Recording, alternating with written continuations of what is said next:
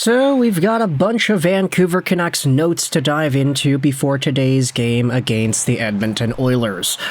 And this is not going to necessarily be a pre-game video, but instead, it's going to ask the question for this team: when is it that they acquire Boston Bruins center Pavel Zacha? And I say that half tongue-in-cheek because, yeah, you can't ever predict a trade, but at this point, it seems like an inevitability that this is going to happen. But either way, before we dive into all that and why it seems like it is on the horizon, let's talk about what the Vancouver Canucks did earlier this morning.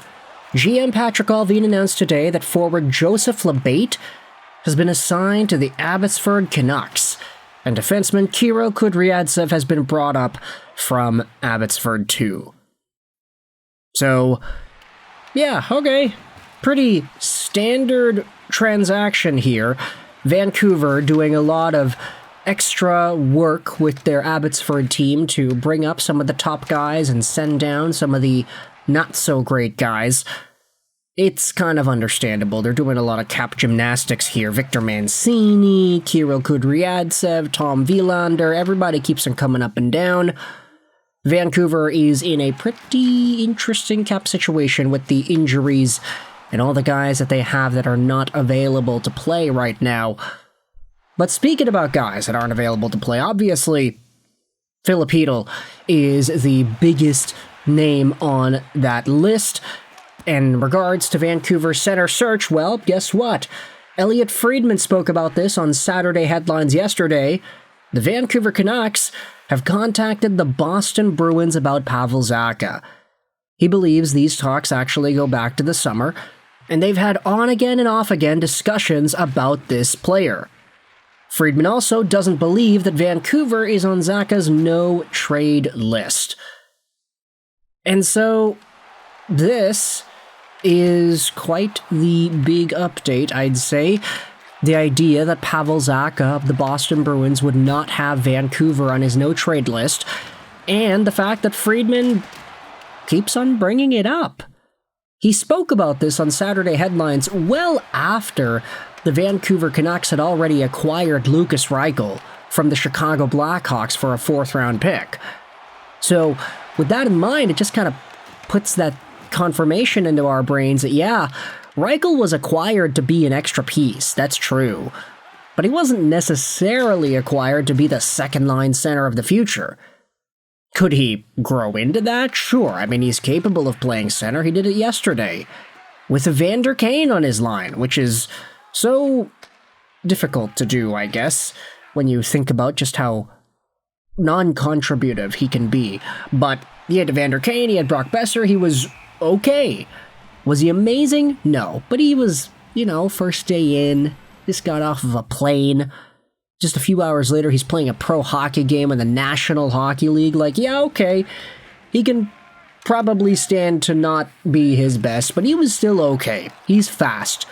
And I think a lot of Vancouver Canucks fans like that out of Lukas Reichel. Now, for him, he can be a forward, he can be a center, he can be whatever, but for Vancouver and their desperate playoff attempts to try and be a competitive squad now, especially with Quinn Hughes' contract, extension potential, betting on all of that, then yeah, you could definitely understand why they would want to be more competitive in this season, and getting another center like a Pavel Zacha would be quite helpful for that.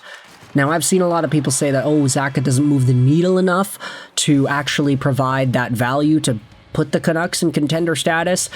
And I'm not saying that he would make them the Tampa Bay Lightning, for example. Or maybe that's a bad example for this year, but the Canucks are not going to be a guaranteed Final Four team if they get Pavel Zacha. I'm not saying that. A lot still needs to go right, and they still need to win games. Pavel Zacha is no 100-point JT Miller, after all. But I will say, when the rumors did start that Zacha was available from Boston, and that Vancouver was interested, he was at 9 points in 9 games. Now he's played an extra game and he didn't score a point against the Colorado Avalanche earlier yesterday, but he's still on pace for about 70 points this season. That's not bad for a guy who was formerly at a 50 to almost 60 point pace in his earlier years in Boston. Can the Vancouver Canucks use a guy like that on their second line C? Well, if he's able to produce the same numbers, then yeah, I think that's fine. You could get essentially what fans thought JT Miller would be out of Pavel Zacha. And I say that kind of weirdly because I know that JT Miller ended up becoming a lot better than what Canucks fans thought he would be. You gotta remember those days, man. Like, sometimes these players happen to be better than we think. Sometimes they're worse, like Evander Kane. Like, we just spoke about that in the video earlier in the show. But sometimes they can actually be better, you know? A lot of folks were saying, oh, JT Miller, he's coming over to Vancouver. This guy's a 50-point player. 50-point center, and if he can get 55 or 60, then you're happy. Then he put up 70. Like, that was a really great year for JT Miller to set the tone for what it could be in Vancouver. And then a few years later, he had 100 points. Not saying that Pavel Zacha is going to do the exact same thing, but I'm just saying that sometimes these center options can be a little bit better than advertised. So, Pavel Zacha, Friedman going out there and saying that, hey, they're going to try to pry out Zacha. I think that's the word that he used there. Now, all of a sudden, we're seeing Canucks fans going out there and wondering, yeah, Pavel Zacha, how badly are we getting bent to get this guy? Moneyhound posted this on the Canucks subreddit. Seems management is interested in this guy, and we all know that with Rutherford and Alvin, that means we're going to pursue him come hell or high water. Seems like a decent player and an appropriate age.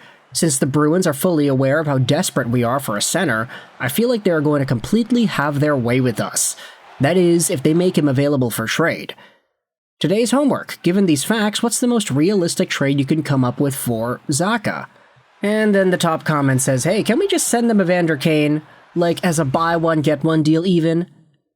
And, Kane has a 16-team no-trade list, so I'm not too sure if that would work out, but hey, Evander Kane for Pavel Zacha? I would really, really like that. You would have essentially gotten Pavel Zacha for just a 4th-round pick. Or Vasily Podkolzin if you wanted to work that far back. And Podkolzin was a top 10 pick, so I guess it really works out there. Yeah, no, that's reasonable. Vancouver has been reported to not wanting to trade away their 2026 first-round pick.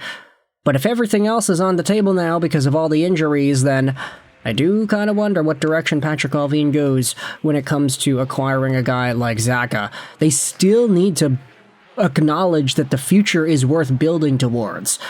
If they just trade away the entire farm and all the Abbotsford guys, then you're definitely seeing Vancouver enter panic mode. We absolutely have to do everything this year mode. We have to go all in, place all the chips onto our 2025-2026 spot mode, which would be quite scary because Patrick Allvin, without any restrictions on the future, putting everything up against the wall now, that would feel very dangerous, and I don't know what else Vancouver could do if that was the case. So, you can let me know your thoughts in the comment section below about the actual moves made today. Kiro Kudryadsev, welcome back to Vancouver. Joe Labate, thank you for your service. It's been a wonderful 8 years since he was here last, but hey, that's how hockey goes sometimes. Sometimes it takes a long time for you to get those stints. Kiro Kudryavtsev's back up, and Elliotte Friedman's going out there and speaking about the Canucks being interested in Pavel Zacha still, and I want you to let me know your thoughts in the comment section below as we head into today's game against the Edmonton Oilers. Oh man, Petey versus McDavid, that's going to be a great showdown to watch, isn't it? Thoughts in the comment section below about this hockey game to be. I hope you enjoyed this video. Roll 9, and bye.